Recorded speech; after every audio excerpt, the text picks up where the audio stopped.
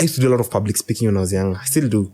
So I'm a person, as you can tell, I like to talk a lot and to speak a lot and to, yeah. So like that I think that great debaters thing, people in my circle know about it.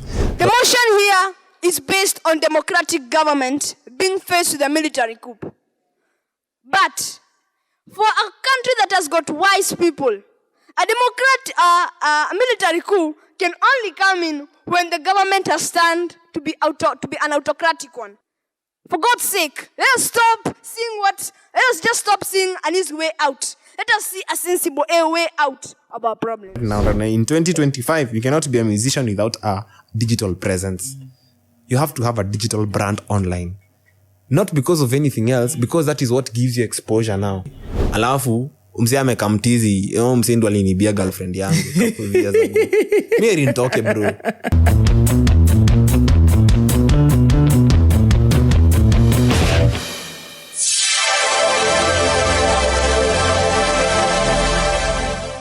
Ladies and gentlemen, welcome to Watumishi Podcast. When you talk about Watumishi Podcast, we talk about the home of inspirational conversations. I'm your host.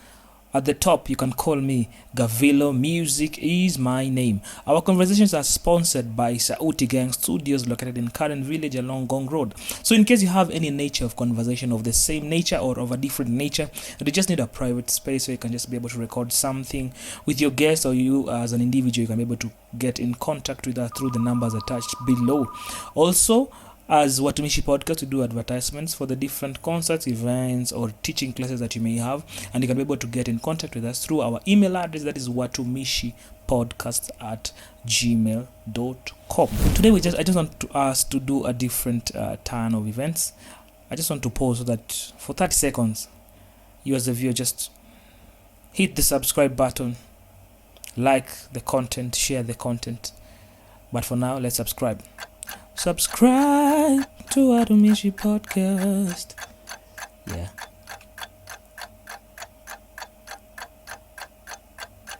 Zimeisha, umefinya kidude cha subscription. Awesome and fantastic. So today we have a guest in the house, and this is none other than he's a music arranger, a music director, a musician, a drummer, a guitarist, and a pro bassist. This is none other than JB Wangiha. JB Wangiha, welcome to the pod. Thank you so much. Thank you for having me. Yes. It's a privilege and an honor to have you on the pod. I'm the one who's privileged to be here, by the way. I got the invitation for the podcast. I was like, oh, yeah. God is really opening doors. Now I'm showing up in podcasts. You mean? But thank you so much for having me. You're doing an amazing job. Thank you so much. I believe sometimes it's just good to give your flowers and people are there listening to it. Sure. Yeah, that's indeed impactful. Yeah. So maybe just want to have a few conversations regarding the different elements within your scope. Mm-hmm. But before that, we want to just know who JB is. Mm-hmm. JB alizaliwa wapi? Mm-hmm. Amegrow wapi? Mm-hmm. Muziki alianza lini? Mm-hmm. But first, let us just know where you were born. Yeah. How did you grow up? Uh-huh. Yeah. I feel like I should have brought my baby photos as well. Like, I'm just demonstrating. This was me at this and this age. I was doing this. Yeah, but people know me as JB, but my full names are John Wangiha. J stands for John. B, I have no idea. People keep asking me what B means. Mm-hmm. I also don't know. It just started as a nickname sometime and then it stuck. But John JB Wangiha was born in Naivasha ndo home, Naivasha, Kenya. I'm the second born in a family of 4 siblings. So I was born, raised, grew up in Naivasha. I went to primary school in Naivasha for a while, and then I went to boarding school in Kinango. Kwenye hiyo place inakuanga na baridi nyingine crazy. Then I went to high school in Nyeri, Kagumo High School in Nyeri, and then after high school, that's how I ended up in Nairobi. Yeah. But that's glossing over most of the details of my childhood. But I was born and raised in Naivasha. Short. Yes. Okay, nice. Yeah. Maybe now, how did you, is anybody interrelated with music in your family? Interestingly, I am the only person in my family who sings. I'm in the pioneer, man.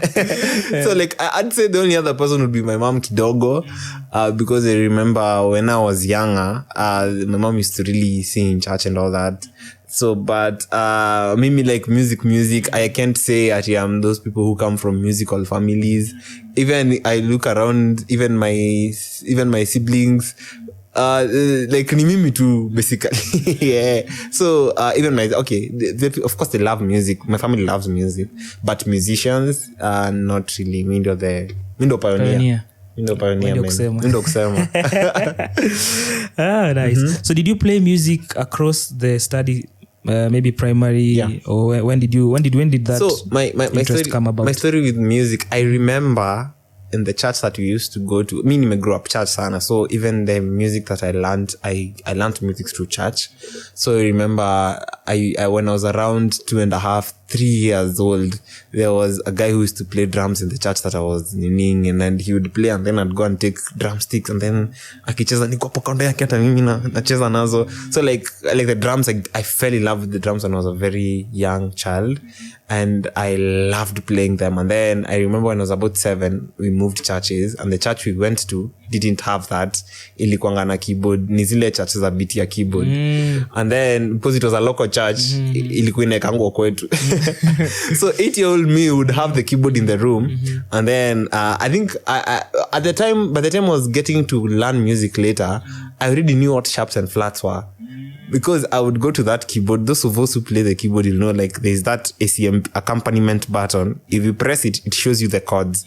So I'd go and press, and then it shows me a certain chord with some very funny symbols. And then with time now as I grew older, that's when I knew that's what sharps and flats were. So because I was also a very inquisitive child, I grew up wanting to, growing up wanting to discover music more and more. And I remember now when I turned 15, we moved back to our old church that had access to more instruments, and then that's how I got into playing and all that. But even as a kid, my mom would always find me stacking sufurias, and then I'm just hitting them as drums, like from a young age. So all my childhood I played drums. So I only switched to bass during COVID. I tell people that story, they're like, no, yeah. And it's only because during COVID what happened, I happened to have bought an acoustic guitar. And then nilibuy, COVID happened immediately. I think like 2 weeks after that. So I'm at home now. I don't have anything to do now. I was curious, how does this thing work and all that. And then they had a very bad action. Like the strings ilikuanga juu. So nikijaribu kuplay chords inanichosha. So nikishachoka, I'm like, So, but at the back of my mind, like I'd hear bass. There's a very specific song that got me to playing bass. It's a song called The Fury by Zaza. It has a very groovy bass line. So I'd hear it, and then I'm like, I wanna play what's happening in the song. So then I play and I skiza. So because I have an acoustic and so I'd figure out it. And then as I got more interested and more curious, I went on, got a bass just before the lockdown ended. And then hapo ndio story yangu na bass ilianzia. But I think part of the reason why I've always had this relationship with music, is because nakuanga mimi nimsem curious naturally. So neza kama nione leo mnatumia iMac, inisumbue kwa kichwa niende mpaka ni figure out itatumika aje. Yeah. But and then that coupled with my love just for doing music. Yes. Yeah. I've seen you have such a catalog of instruments. How many instruments do you play? I see more. I think proficiently I'd say I can play drums proficiently. I can play bass proficiently. I can play acoustic too. Ukiniita gigs tachoma, nichezea acoustics tachoma. Yetu tafanya baada hapa. Yeah, but and then now keys, I when I was in high school, I used to do music in high school, and then they'd give us set pieces to play in keys. I hated it, so because chukia. So hapo ndio mimi na keys but huwezi nitanganya kwa keys, so najua unaweza cheza chord ni kwambia hiyo ni D minor, hiyo ni D major 9. Ini D augmented alternate flat. Naona muziki naye imeingia. Yeah, I think niyo so zina couple na hiyo inquisitiveness as well. Yes. Yeah. So what was your breakthrough point into now the professionalism bit? Maybe when was your turnover? Now maybe now you came about now to. So let me say, like, I used to for the longest time I just used to do music as something as I loved. But I'd say like in 2021 ish, 2021, that's when like I now got really wanted to do, because I remember just something. Remember I grew up in church. Actually, funny story. When I was in campus, first year, I joined campus in 2018. Every weekend I'd go home to play drums in church. Umesikia nimekwambia home ni wapi? Home ni Naivasha. So nilikuwa natoka nai nenda Naivasha kucheza drums. Alafu narudi. So even my classmates wangu walikuwa wanajuanga weekend. So watu I think that kind of saved me a lot of these things people get into in campus, because my classmates knew ikifika weekend Thursday na JB ameenda ameenda kucheza drums. And I think and at that time I was in that age of discovering the instrument and really like I just wanted to be in the instrument. And then when COVID happened, I remember I'd go, because the church was not far from home, I'd just go and lock myself up in the drums, nacheza hata sijui like nacheza tu. And then now, and then also at the same time, that's when I was also learning bass. And now what happened now in 2021, that's when I was getting back after COVID, I was like, oh, I think that's when I started getting called, naitwa Mari nacheza napelekwa hapo nyuma napewa bahasha. I was like, people get paid. Oh wait, I thought you nikitu msea nafanyanga juu nikono psych mingi ya kufanya. Yeah, so like I was I'd go nikapewa bahasha. I was like, oh maybe, I mean, and then now that's when like I just got curious about how do people do music. And then at the time I also had friends that we'd come together and jam. So we formed a band at the time, and then we now start gigging and all that. And then that was 2021, 2022. And now 2023, when 2023 happened, I remember, I didn't have something to do for that year. Since nilikuwa nimemaliza coursework yangu ya Campo 2022, I was waiting to graduate. I was like, this year, let me just give it to music. So I'll just do music for the whole of 2023. Yeah. And a lot of things have happened since then. Yes. But hapo ndio story yangu na music professionalism ilianza. Wow. Yeah. So entirely but umecheza muziki tuseme almost the whole of your life. Wacha tuseme hivyo. No, but I think unajua kuna, like I said, unakumbuka kwetu hakuna musicians. So unajua naonanga sometimes I don't say I envy them, but like nakujanga nakuta wase wako unakusikia nakwambia, unajua I used to have my dad, you see people like I used to have a dad who's a legend, who's a ginger musician. Like bro, miko hakuna mse anafanya music, but the beauty about it is my family is very embracive. So they are like, unajua kuna families zingine kiona what are you doing, but my family was like, this kid loves this thing. I remember especially my dad would see this kid loves this thing. I remember even the reason we moved back to our old church is because my dad saw I'm really struggling to get a place where I can access these instruments, especially the drums. So yeah, he moved the whole family back to Kasema, just because I can go and access there. So like, so that I always had somebody holding me up, but I think because of that wanting to learn and that yearning for knowledge and just wanting to get how to play this thing, really keep on that path of of learning how to play. History sijaipeana mali kingine by the This is the first exclusive. This is exclusive listen. Yeah. I believe even someone who is listening or the viewer who is watching is realizing that akikuona leo ukicheza ilianza kitambo, ilianza kwa masufuria ikagrow the passion till to and that's what I tell people all the time is it's a process. Yes. When you see someone today, you need to ask them the story. There's always a story behind whatever they do. So across how we've been talking, I've realized that the music theory was laid partly in high school. Yes. Mostly in high school. Yeah. How music theory is critical. There's a quote I go to by Victor Wooten. Something Victor Wooten says. I am not saying nime paraphrase, but he says it in the lines of, you don't use music theory to learn. You use music theory to solve problems. My approach to music, I have never na nime learn theory. Hakuna siku nimeika nikasema hii chord inaitwa say nataka ku learn how to play major nines ama minor nines ama altered chords. Nataka kuzi understand. Hakuna siku nitawahi kaa chini sijawahi fanya hivyo na sitaifanya hivyo. Nitafute kitabu imeandikwa altered chords nianze, because music si physics, music si chemistry. Ati utasoma usome concept alafu ukram alafu uende ufanye kwa exam. You don't use music theory to learn, you use it to solve problems. So what happens is when you are learning, you run into a problem ama you discover something, you go back to the theory to understand it. Like most of the music knowledge I know in music are happy accidents. Even in drums. Nezenda nicheze, I remember there's a field we call hatters. Zinaitangwa zile za off. Na play, nasikia nacheza kitu iko off but ina sound fiti. So I'm like, what is this? Nenda, remember ile part ya kukua curious na kukua knowledgeable. Nenda natumia ile theory yangu kidogo najua, nenda kuinvestigate. So I think the way you apply theory, it's a tool of curiosity for you to unravel. Unaitumia ku unpack what you find. You know, it's an easier way to learn. Unakanga getting to a certain point, you look back, you're like, I've learned so much without realizing that I was learning. Without realizing that I'm going through ati, because nakiambia wase mimi atanaambianga mseka ujui theory wachana nayo. we play kenye unajua. We play sasa kitu kenye msea anafanyanga ni ndio unajichallenge sasa. So una play kitu ngumu slightly kuliko yenye unajua. And then ukiplay kitu ngumu uta struggle. So unaenda kwa music theory for that specific problem you have to solve it. So next time ukipatana nayo how to struggle and itakuforce to try kitu iko heavy. So you use I tell musicians usikuwa na pressure. Music si physics. They say it's not rocket science. It's crazier than rocket science. It's crazier than rocket science. Okay. Oh, amazing. How is your approach in terms of music for particular performance? Do you feel like there is always need for change depending on the environment that you are playing?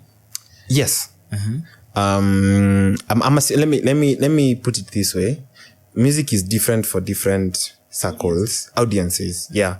I can get into your understanding sana, but it's based as a musician to be sensitive, because in music you're not just doing it for the sake of doing it. There is a certain element that you're appealing to in people. So you've got to know what people want to be appealed to in where you're playing. For example, let me give an example. If you're playing in church, this something what people, kama unachezanga kids church for example, kuna chord utacheza, kuna venye utacheza that appeals to the atmosphere that you're playing in church. Tawe kama pads, tawe kama strings, ujaze atmosphere. You can understand it from the point of it is what that atmosphere requires. Ukienda huko nje uko na gig nje, probably kuna venye utacheza yenye ina require we ucheze huko nje ni catchy. Huko nje ni catchy. So the thing, actually the skill with music is not even knowing how to play crazy stuff. It's in knowing what to play and when to play it. So kwa zile za kama drama for example, kama uko kwa chat na unacheza praise break na umepewa solo, tandika hiyo kitu. Because hiyo atmosphere na hiyo moment ina demand ufanye hivyo.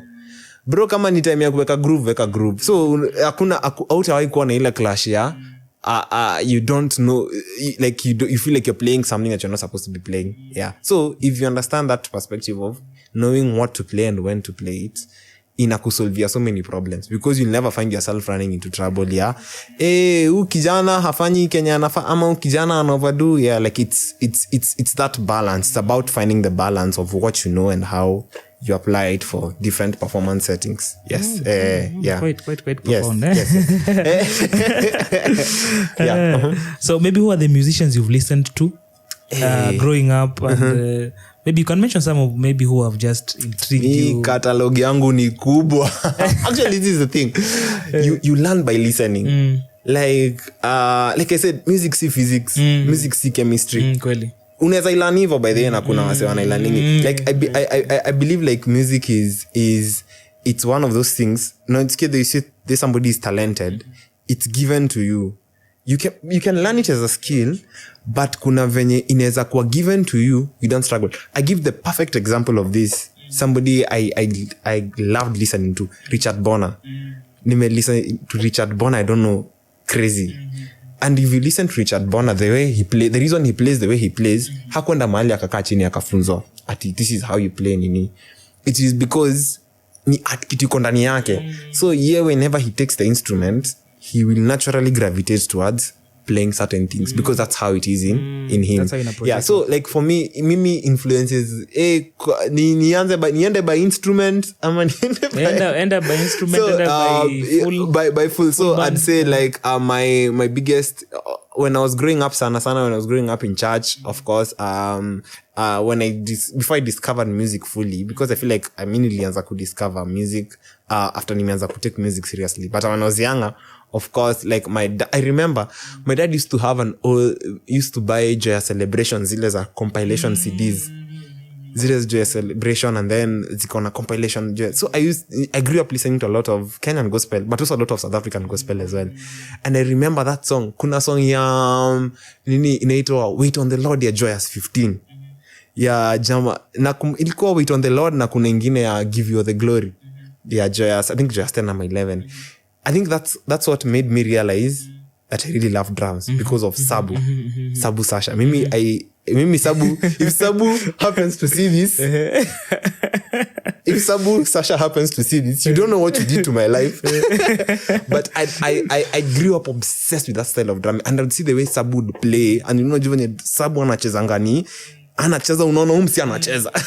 So like I grew up listening to a lot of Sabu, and then when I started learning bass later, I started to understand what Becca Mutethia was doing as well, because ilikuwa era ya Becca Mutethia pia. So even when I was learning bass now, Becca Mutethia became a big influence as well. So when I'm learning the bass and all that, but also of course like here home, back to home, I think of course drums, kila msee, Amanibaya.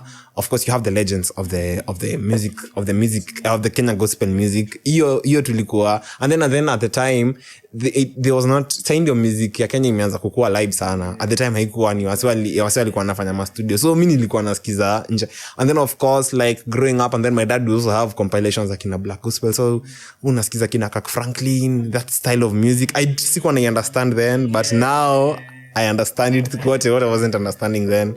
Yeah, and then now growing up, now I started getting into other genres.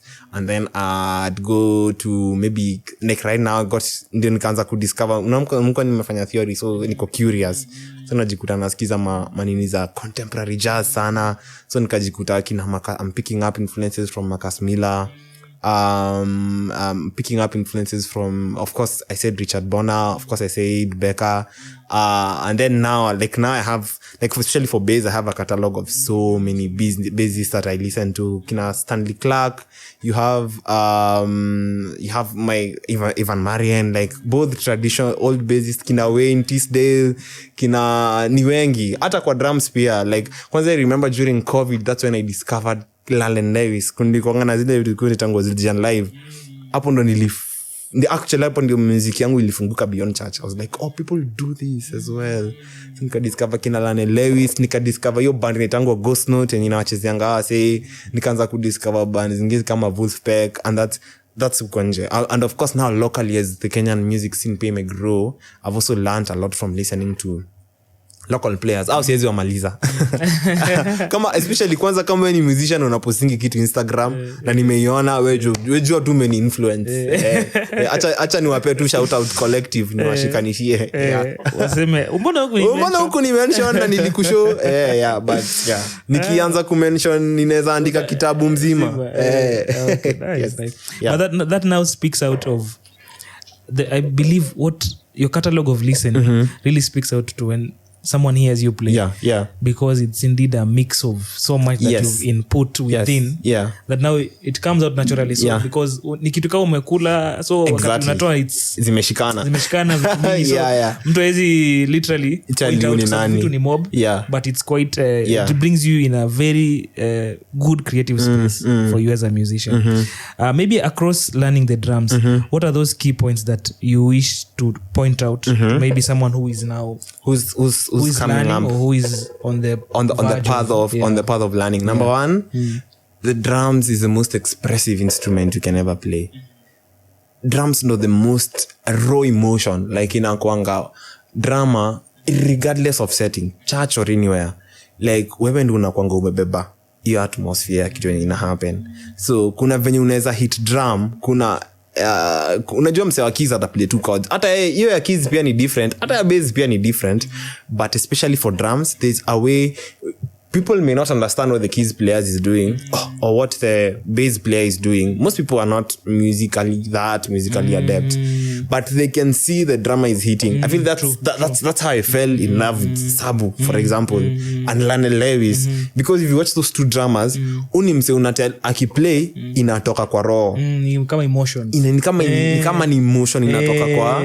So like number one, regardless of everything else I'll say after this, it is an expressive instrument.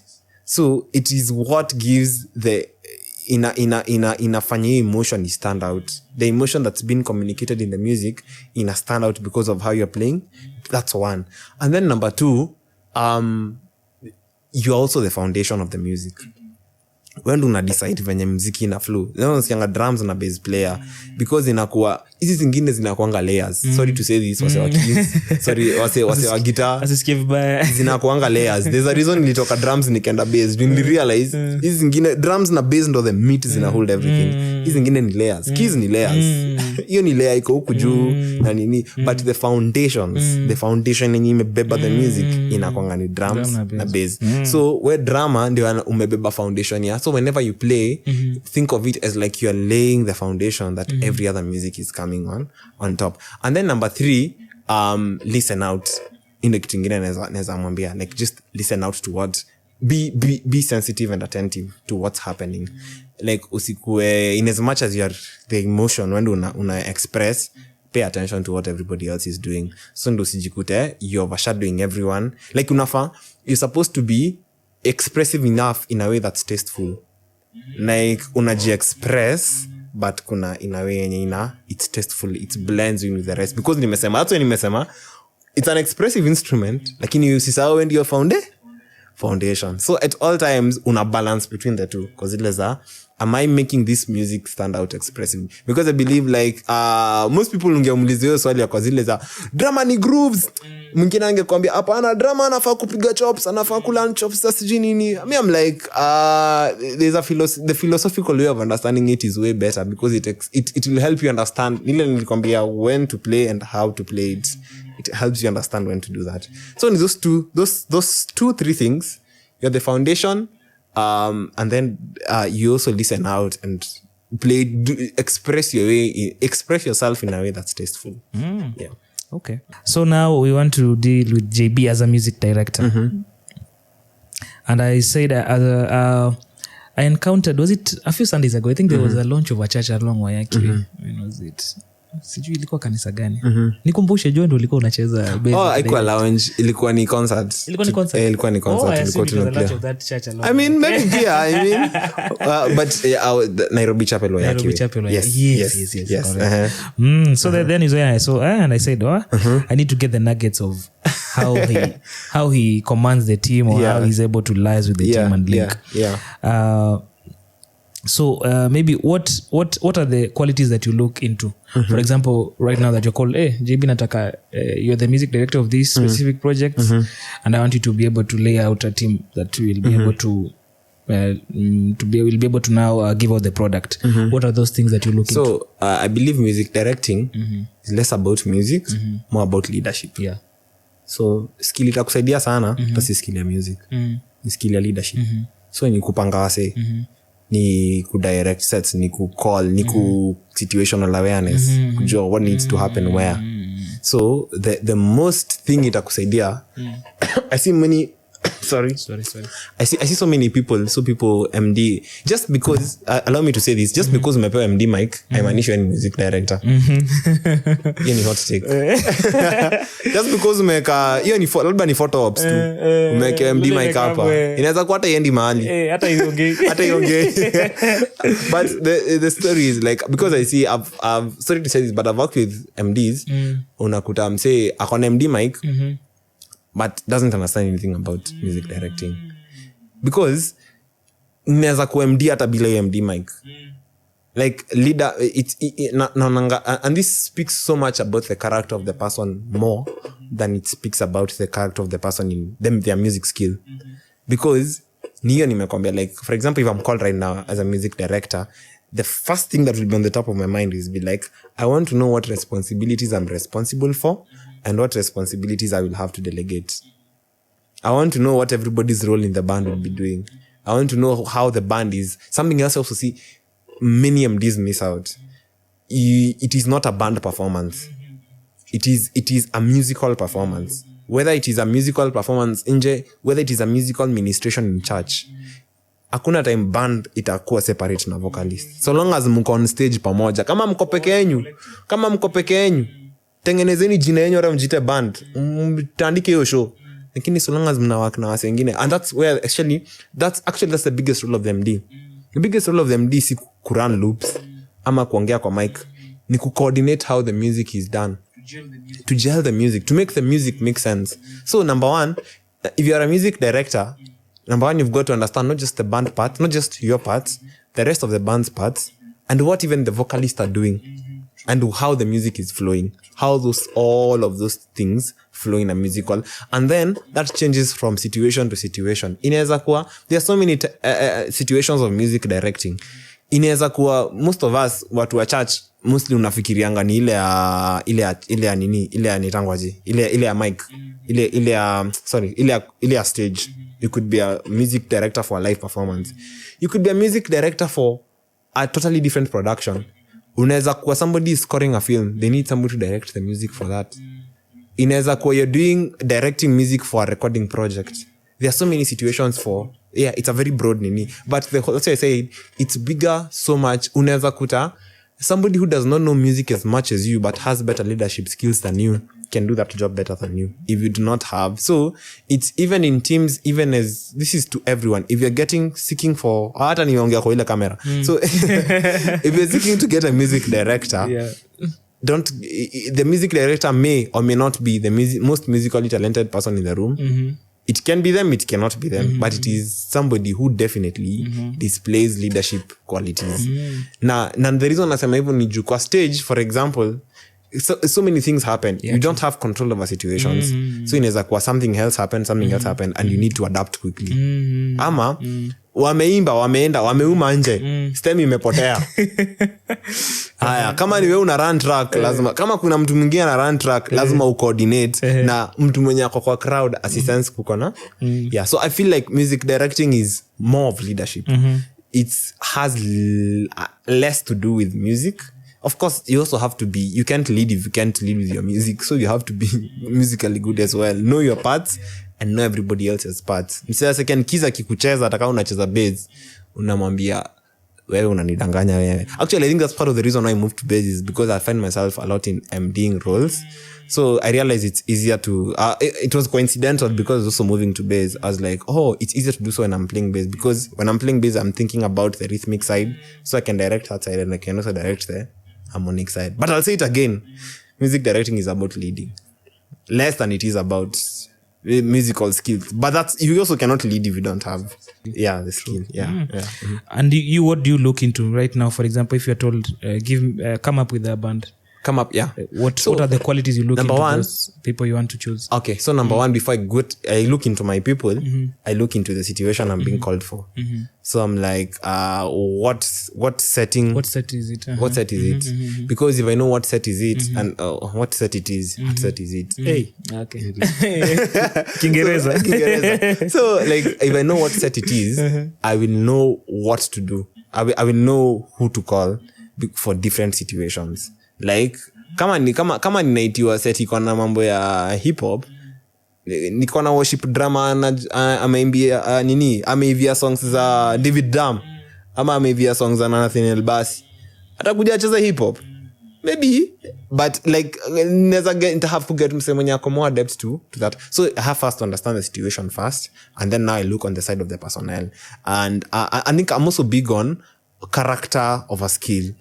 I'd rather work with a person who's not musically gifted, but akona the right attitude, akona the right character. Tukisema prako ni hii time. Tukisema ni hivi time. Tukisema rehearsals, tukisema parts zako ni hizi na hizi. Una learn parts zako on the very least.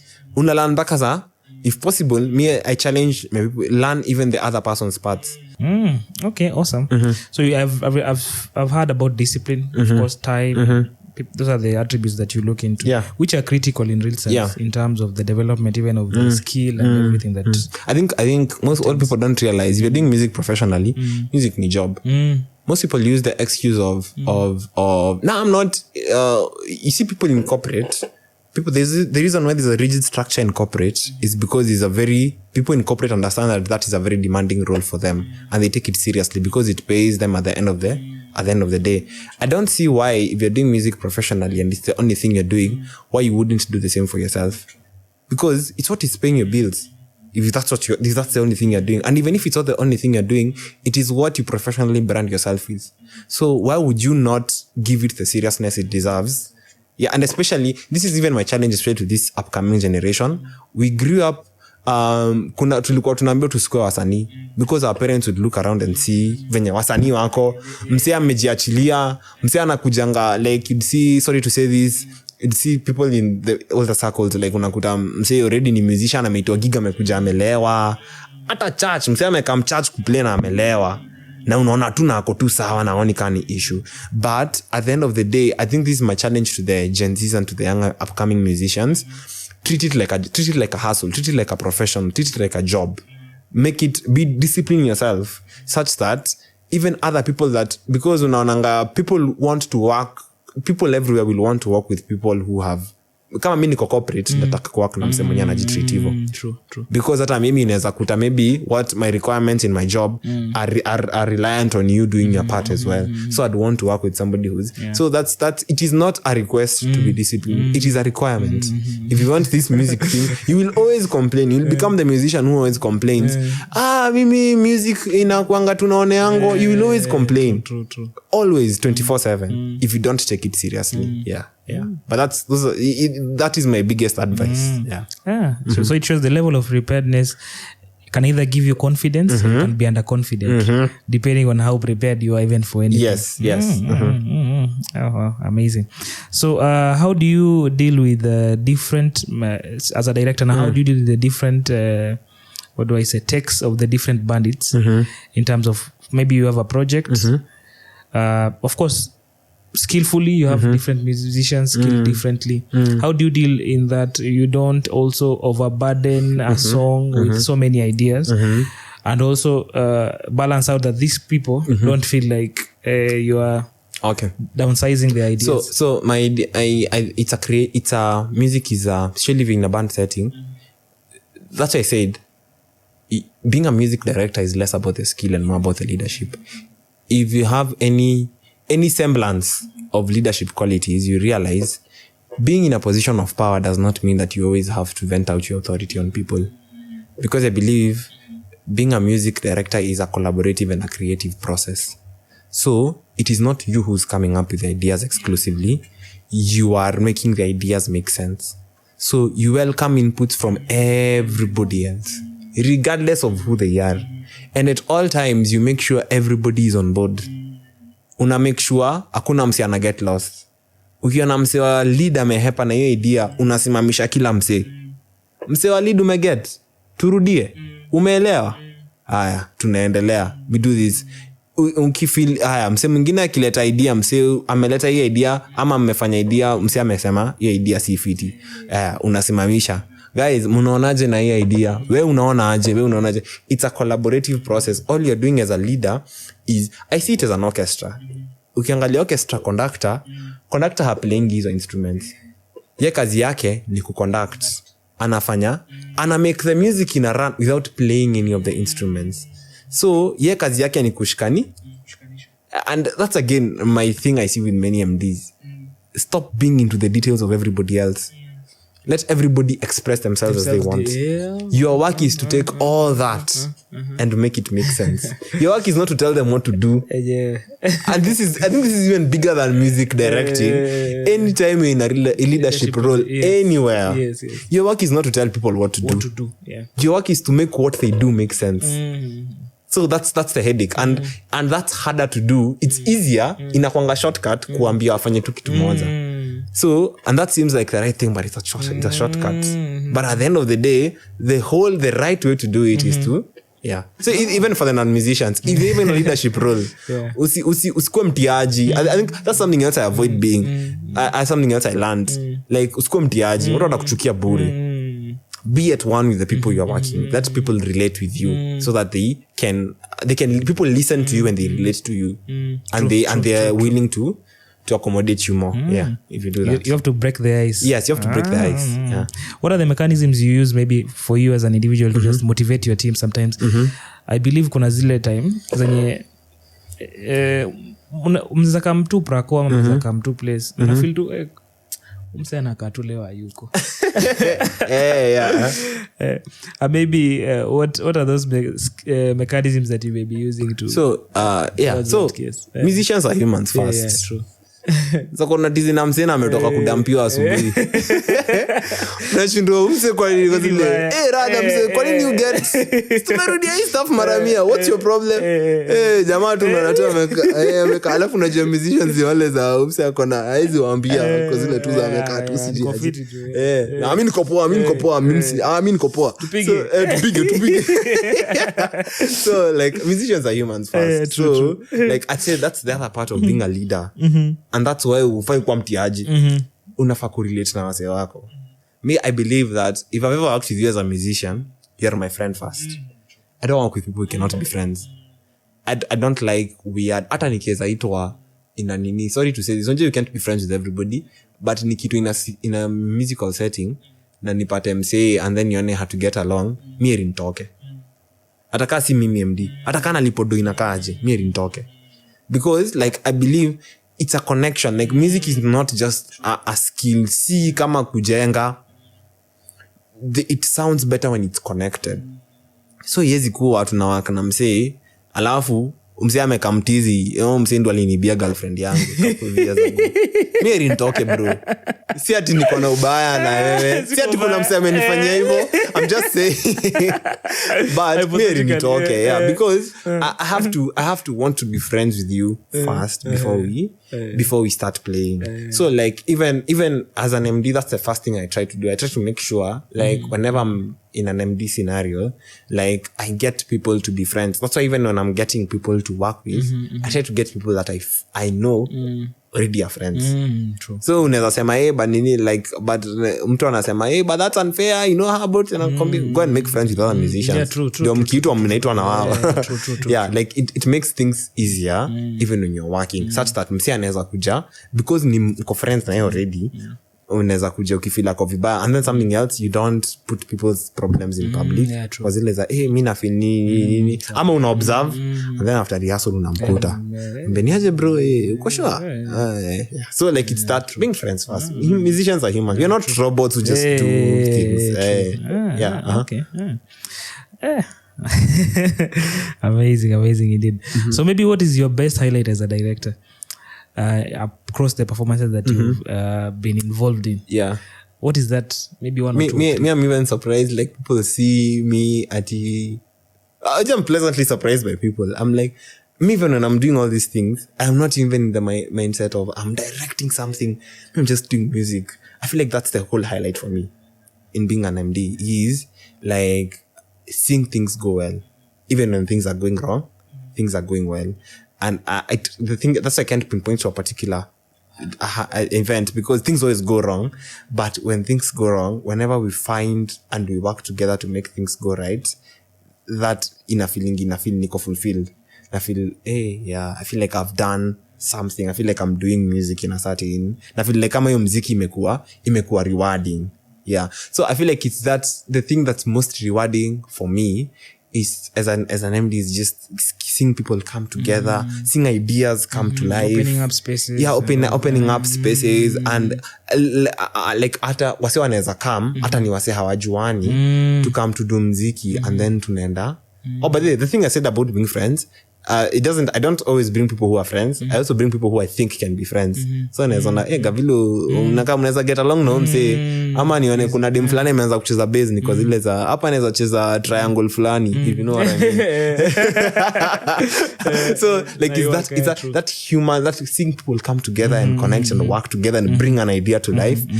and you being the person who's helping orchestrate it, and you're like the person who's putting up a canvas and everybody's painting on it, and then when you stand back, you know your painting imekuwa. So I feel like for me that's the biggest highlight and all that. Are there moments you've had anxiety? Yeah, all the time. Do you deal with it? All the time. Nani ananga anxiety. But there's way mbio kuna mpaka stage for it. Hakuna mtu ananga. But I feel like for me nimekuwa one. So growing up, I think the thing about me, I'm not just a musician. I'm so many things. And I remember growing up, I used to be in a national, I tell people about this, hata iko mahali hapa YouTube. I used to be in a national debating contest when I was much younger. And I was in high school, and I was a very short kid at the time.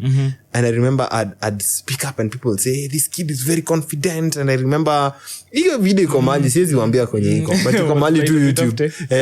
Sitaki mnitafute. So, but the thing about that is, I think it's inbuilt in me. I don't know if I learned it, it's just inbuilt in me of how to. It is anxiety, but I feel alive when I'm there. So like na feel niko anxious, but siwezi toka hapa ndio nafaa kukua. No. So like that's the thing about dealing with anxiety is thinking about the bigger picture of what I'm doing. If I think about the performance, I'm like, for example, if I'm leading, labda kwanza the time ninakwanga anxious kwanza ile mbaya ni ile time tuko na intro, ni ile concert imeanza, sasa unaenda kuwasha hiyo loop ya intro, alafu unawasha kwanza una make sure kwanza imekuja kwanza kwa masikio, and then so but hizo moments zenye hauko sure, but the moment you get into the groove you're like you just go flying. So the thing about anxiety is not trying to deny that it's there, just think above it. You're like najua niko anxious lakini performance inaenda kulia. Yes. Amazing. Now we want to get into you as a music arranger. Maybe when did you start arranging music? So long story about that. So yeah, actually what happened during COVID, I remember that's when I got, as I was learning what I was learning during COVID, I was also very curious about, I'm a very inquisitive person. And at the time I remember I used to have an old and crappy laptop that could not handle easy software mzito. So, and then hata sikuwa najua kwenye zinatoka. So I remember I had installed so many this knockoff DAWs. Instead of FL, kuna moja nitango LMMS. Hata watu hawajui, but wenye wanajua LMMS. And then kuna ingine inaitwa, I think it was called Traction. So because I want to learn how this music production thing works, so I'd go tinker around, and then after I discovered Ableton, and then I started tinkering around with it. So actually I was not an arranger first. I kind of knew a thing or two about production. So what would happen, nakuta kukiwa na the first time I think I started getting those roles when I was in Nairobi Chapel Wayaki when I was joining. So unakuta kuna nini na mimi ndo naelewa production kiasi, so na run naiweka kwa nini. So with that na get curious nayo niko zile zani. I think my whole journey, sisi sema ati mimi from a young age kuna maybe one or two people wamenisaidia kanikalisha, but inakuanga ni me self discovery. Because in like, how does this thing work? Kama Ableton, I think just learning how to run innings with it, that's how I got into that. So that element of arranging and understand, and then also now as I discovered music more and more, and I'm now exposed to more music, of course, actually that's the other thing. Like I said, music is physics. You don't learn it by reading through a textbook. You learn it by experiencing it. Actually, for me, that's something I listen to music way more than I play. I listen to music all the time. Nikikuja hapa nilikuwa nasikiza. Nikitoka hapa nitaenda nikisikiza. So nikilearn hivyo, my mind inajana idea. So when I find myself in a musical situation, I can always apply. So I can always fall back to, because niko na ideas zime. Hii kichwa yangu kisheki hivi. Hii inafaa ichukuliwe insurance. Hii kichwa mtu akigonga vibaya, inagongango na dirisha nasikia guy ideas kama 10 zimeanguka. Nasikia ndio hizo ideas zinaenda. So like it's just listening out to music a lot. Yeah. What's your creative process when arranging? What are your steps maybe? Arranging music? Yeah, I think it depends on how I'm arranging. Number one, it depends if most of the arrangements that we do, or that I find myself doing, especially for live, mostly to arrange now, I say. So yeah, at least I'm making sure kama na come to that rehearsal session, we are doing that. niko equipped, like niko na some ideas that naweza kuja tu, at least especially if I'm the MD, like atukuji kwanza from scratch. I'm like, guys, can we do this? Msee mwingine anasema, but me, I thought we could do this. That's a good idea, let's try that. So like una make sure, like I said, element ya kulisten sana. So ukilisten unakuanga always, mtu akinipea song sahi, ukinipea song sahi uniambie tunaicheza leo jioni, already nitai connect na idea niko nayo kwa kichwa juu nimekuwa so I always have that catalog to fall back on. So that's when I'm arranging with people. But even when I'm arranging with myself, I just seek inspiration of what the music demands. So if it's a music, I like to, nilikuwa nasikiza Todulani leo asubuhi, and there is this album he did in 2021, Anthems and Glory. So like unakuta kama album yake, he sings scripture, like ni verse kama kuna Proverbs 3, kuna Psalms 30, kuna Psalms 150. So for him, you see, he gets inspiration for what the situation demands for worship through the Bible, for example. So I see it that way as well. So I'm like, if I'm arranging music for this setting, if I'm arranging music for live, if I'm arranging music for a production, I seek what inspires that production. Na have my music ideas come from that. And then combine that with my catalog of ideas that exist somewhere in my medulla oblongata or something.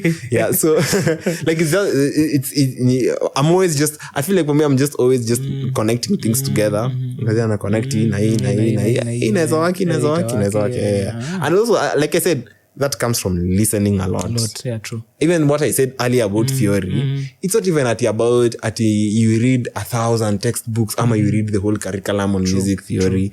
Hiyo itakusaidia. It's like, you see people who play basketball. It's like somebody who wrote a book about playing basketball, gave it to you, and then usome ufikiri utakuwa kama Michael Jordan. The reason Michael Jordan was Michael Jordan is because he played basketball a lot, and at the time, of course, he got good. Same thing with music. So it's ukikuwa na hizo ideas mob, ukwasangi kitu ya kufall back on. Yeah. Amazing. Maybe what genres of music do you find yourself drawn to? Comfortable arranging zile unajua kuna zile unapatanga of course gospel juu nimegrow up in church music, so like of course church music, contemporary stuff. I love contemporary stuff. So contemporary stuff could be solo, could be contemporary jazz arrangements, could be contemporary Afrofusion stuff. I actually love Afrofusion. And let's say in gospel, so of course sasa grown up in the black gospel era, so there's a lot of black gospel and even white gospel, if that's a thing. So so like anything, actually for me, is just anything contemporary, anything that, like I said, I like connections.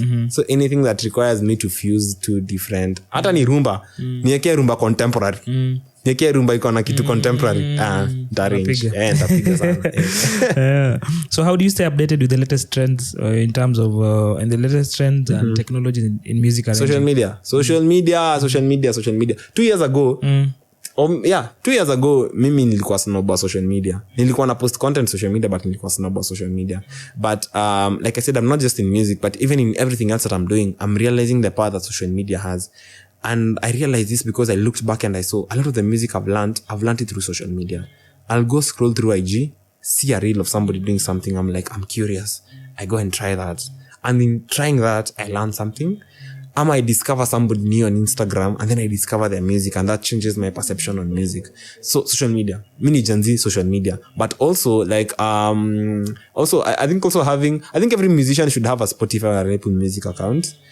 Not because of anything else, but because of just Spotify na kwangana. I've discovered so many musicians through Spotify because iko na AI, iko na algorithm yake. Ukisikiza mse mmoja, nikisikiza muziki yako itanirecommendia mse akona muziki kama yako. So unaenda hivi unasikiza, naenda ngatu nakuta sometimes mse ni nani, naenda nasikiza. I'm like, oh, this is really nice, yeah. And then also that's 2, and then 3, just putting myself in circles, in musical circles, where people talk music, where people do music. So yeah, concerts. Yeah, there's a time I was an avid concert goer. Nowadays, not so much. But those circles where people are doing what you're doing also exposes you because you learn what they do. Yeah. So you don't even have to do anything. Just be there. Yeah. Don't have to play in all concerts, but just show up. What you want. Actually, that's my advice. Tell somebody who's coming up. If you want to play in a certain type of music, in a certain type of situation, just show up to that situation. Enda kwa hiyo concert, kama ni concert siku hizi hata nyingi ni free. Hata wewe basi wewe ndio mzembe. So just show up. Yeah, show up. be there, see what other people are doing. You definitely learn a thing or two. Yeah. So what are those keynotes to an arranger? To somebody maybe who is starting to arrange or who is in the space? Kuna vitu zenye unafaa umwambia anafaa kuwa anajua before get into that space, kama nataka ku get into that space. Na mwenye ame get into that space, kuna vitu maybe yenye umejua over time zenye ajui. What are those keynotes? This is jita pro kwa stuff by the me ni learner pia, and I think that's the thing. Embrace the learning process. Always learn. It's called continuous, in other career fields it's called continuous professional development, CPD. Learn. Ukilearn leo, learn ingine kesho kutwa, learn something new. And the thing about music is that it's very easy to learn because it's just listening. So listen, seek out something new in music to listen to, and listen to it over and over again. And especially if it's something you'll always find something interesting in music to listen to. So learn something new and gain knowledge in that. And then number 2, it's about the music, it's not about you. So kama wewe ni msee wa keys, wacha kutaka kushine sana. Wacha watu kama wewe ni mgori, utahitaji kutry kushine. Watu wataona wewe ni mgori. Watu automatically watatell wewe ni mgo. So usitry kushine sana. Ati saa zote unataka ati mimi leo hii arrangement lazima watajua. So that's 2. And then 3, experiment. Be different. So what other arrangers are doing, don't be a Me Too guy. Unajua Me Too, do you know the Me Too movement?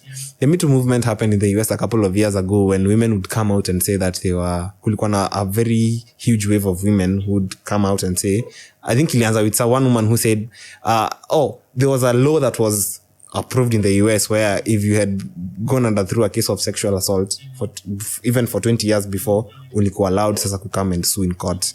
It happened in your law. Then all of a sudden, one woman came out. And then all of a sudden, all other women came out. Every other woman said, like, I was sexually assaulted. Some were true, some maybe not. And so my thing is, don't be a Me Too guy. Don't do things just because other people are doing them. So, but even if you want to do what other people are doing, be different in what you do. Like for me, I in my arrangement process, I like to do a lot of sound design stuff. Like I like to add some elements like in a sound production or in a sound a production, in a sound iko full vizuri. Now to you as a bassist. How long have you been playing bass? Hiyo nilikwambia kutoka 2020. I think nilikuwa nimeanza kiasi 2019 but sikuwa najua nini na do. But seriously mimi nilianza 2020 kucheza bass. Groove zako zinakamaje? Nini hizo? Like ni kusikiza. Imagine hiyo kusikiza. Sijui ndasema mara ngapi. Ni kusikiza. Like kama nakumbukanga, I noticed like I got my grooves got a lot very ghost noty because of listening to a lot of Richard Bonner. So kwanza kuna age nilikuwa na discover msee, nilikuwa my mind ilikuwa na all sorts of maybe. So like listening out to, and then also just finding, and then when I understood that connection between drums and bass, like me kuna drummers mu upenda kucheza na wao because I'm like niyo connect after two places. Like I said, music is big, it's not about me. So I want to also, you kumbuka mimi nilisema mambo expressiveness as a drummer. So me I'm still a drummer at heart. So hata kwa bass nataka nikuwe as expressive but also being tasteful at the same time. So like it's just that element of it's a balance. It's a balance definitely. Yeah. What genres have been quite important in you across your bass growth?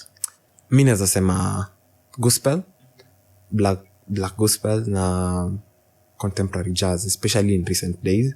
Like nowadays I'm a compulsive consumer of contemporary. Like I want to play different stuff.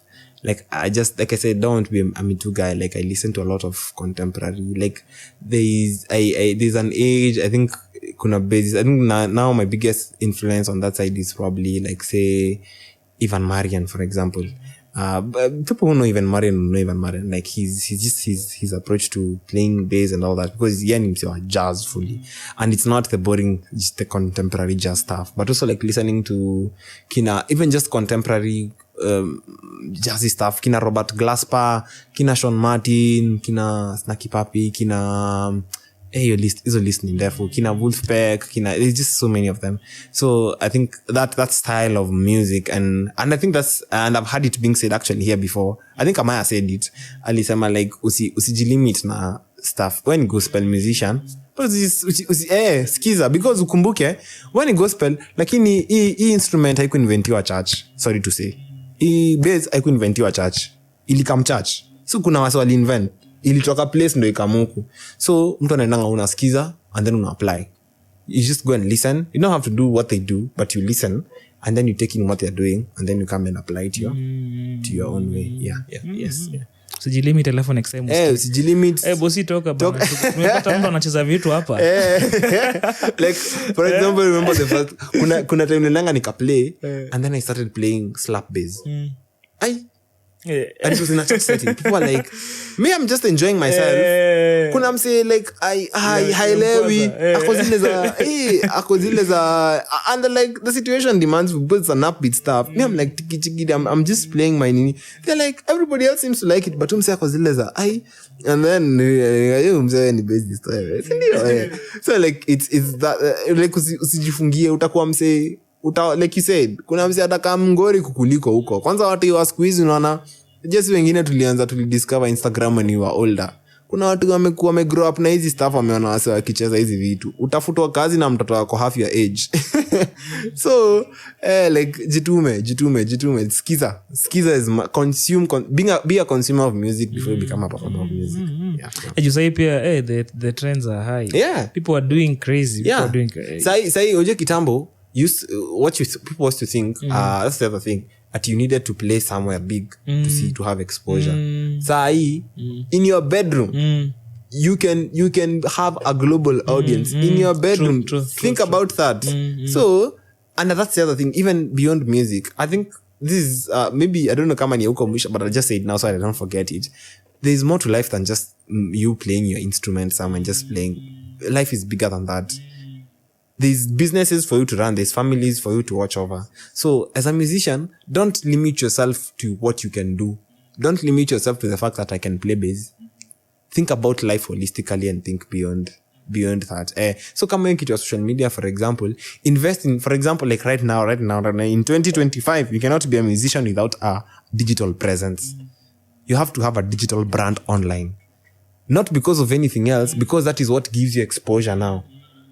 Concerts still give you exposure. Big gigs still give you exposure. But the quickest way to get exposure is to have a digital presence. Uwezi kuwa when you're a musician, na Instagram, you don't even have to post a lot of, but onekana tu. Onekana hata kama ni picha yako tu moja ukishika bass kwa mkono. Hata kama utakuwa post kila mwezi. Onekana. Because wewe ukilalia masikio, kuna mtu atakuja na atafanya hivyo na atakupita. Utakuwa unasema this industry is nini na ni wewe ulilalia maski. Yeah, because trends, like I said, like there was in 2000 there was the .com bubble. Like that's how society goes. Kuna kwanga na bubbles.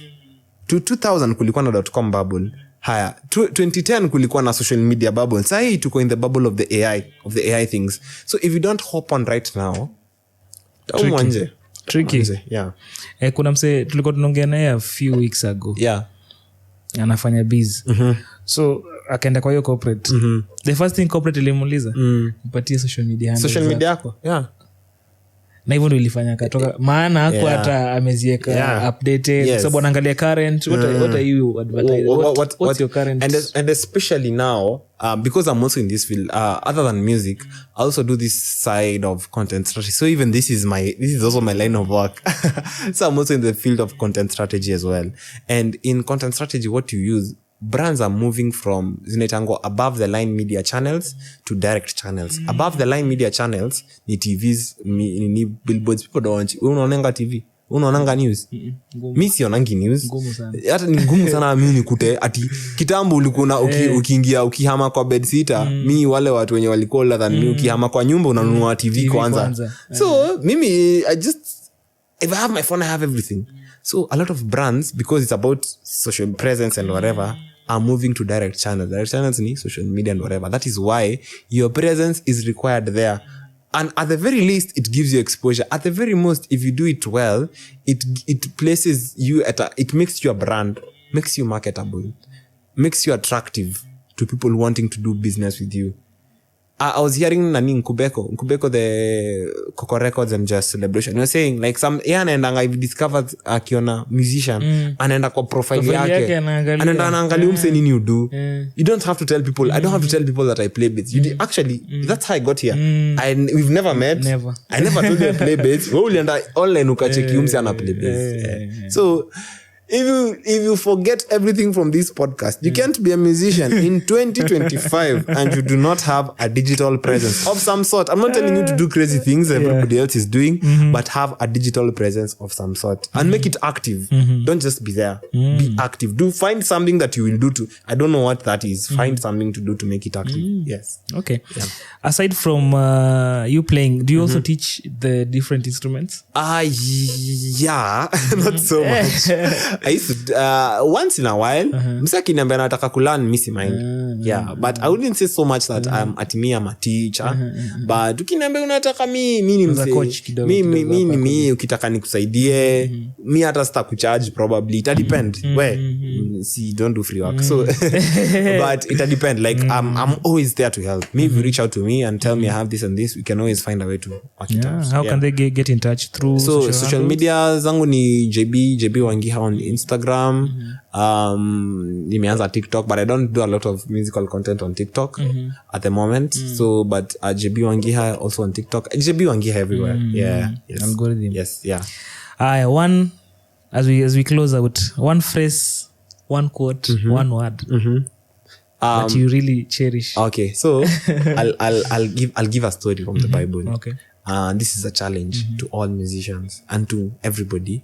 So if you read in the Bible, Jesus tells of a parable. Yeah, tells of the parable of the servants and their master, and the master gives talents to their talents. It was a currency at the back of the day, but in do do. So he gave one servant 10,000 talents, gave the other ilikuwa 10,000, 5,000 and 2,000. I don't know. Yeah, 2,000. So then the master goes for a trip and then he comes back and then the 10,000 one has another 10,000 and then the 5,000 one has another 5,000 and then the 2,000 one alificha zake kwa grao akasema so ati naogopa market itaniaribi. If you think about that parable, I don't think it's a coincidence why they're called talents. And replace the master with God. God has given each of us talents, no matter how little, no matter how much. Each of us has a talent in us. And even for musicians, I don't think it's a coincidence why they're called talents in that story. And what you do with your talent does not work if it serves only you. Your talent is to serve others. Because how did the 10,000 talent guy get another 10,000 talents? It's because he went and invested. He went and poured his talents into other people. And then from what he poured into other people, he got back his 20,000. Unfortunately, we live in a world where people are very selfish with the talents that they have. Unapewa talent yako unaenda kuficha kwa grao. Unafikiria nikienda kupatia mse mwingine. Nikisha hii knowledge na nikaa umse kuja nipite anitoe kwa soko. Exactly. Mimi I realize I have all my music nimelearn because somebody was willing enough to go and teach it. Sisi ni wale watu wa school of YouTube, school of Instagram now. Because somebody gave it freely. And I learned it. And I can always point all these people that I'm saying are my influences. And so many more I've not mentioned. Is because I have had kama mtu kama kina Frank Bruno, kina Justin Rins. Hata even locally here. Hata mtu kama Nick Kera by the way. Unakuta ni msia anashare vitu. Mimi na learn. Until the day I die, I will always be indebted to that guy. Even when he goes to heaven, kuna talent yangu imeandikiwa jina yake. So I feel like it is very wrong for us to be selfish with the talents that were freely given. The Bible says I don't know if it's the Bible that says that. There's a kuapa na blaspheme. But if you freely you have been given, or freely you have received, and freely you shall give. So if you have any opportunity to give of yourself, don't be selfish with your talent. Because again, that's what I said earlier. Your talent is not your identity. Your identity is what you will not be remembered because you are talented. You will be remembered because of what you did with what you are talented. Atukumukangi Martin Luther King Jr. because he was Martin Luther King Jr. People remember Martin Luther King Jr. because of the civil rights movements and what he did with his talent. So think about the purpose that your talent serves and strive to have a bigger impact with what has been given to you. And the only way you do that is by giving freely. It's a paradox, by the way. Umefikiria that the only way that unaweza get back is if you give away. It's a biblical paradox. It's a life paradox that you will never grow. How do I grow? Most people who don't grow, check into their lives, they are selfish people. If you are a selfless person and you give yourself to people, and this is even you like serving the bigger purpose, that is you treating your life as a calling and serving that purpose that has been given onto your life, and you treat everything that's higher, make everything that's important higher than you, you will never struggle. Utakuwa always unapeana but utailala njaa. That's how the universe works. The universe works. That's how God created the world. That's why you put seed in the ground. You put something to get something back. Yeah, true. Yeah. So, sikuwa selfish. Utakufa hivyo. Sikuwa selfish. Yeah. Word. Yeah. Finally, one thing that people don't know about you. Guy. Something that you might have done prior in the past years, or something that you just... I think watu wajui. I think most people who know, I have so many sides to me. So most people who know me from the music side don't know this other side of me. Public. I used to do a lot of public speaking when I was young. I still do. So I'm a person, as you can tell, I like to talk a lot and to speak a lot and to, yeah. So like that I think that great debaters thing, people in my circle know about it, but most people don't. They see that other side of me who's very, they're like, Ama they see me playing bass and whatever, and then I switch modes, and then I go to this business side and this, yeah. Also, people don't know that I did diplomacy. I had diplomacy in campus, and I'm also into that field, and there are a couple of projects that I'm working on in that field. So hiyo hawajui na hawatajua kwanza, watajua baadaye. I have something that I'm launching in that's very unrelated with music. Yeah. Okay. Yes. You can't wait. Yes. I hope utani loop. Nitakuja tu kwa hii podcast. Yeah. Nice. Yeah. It's such an awesome conversation we've had with JB. Hey, conversation imekuwa tamu. Yeah.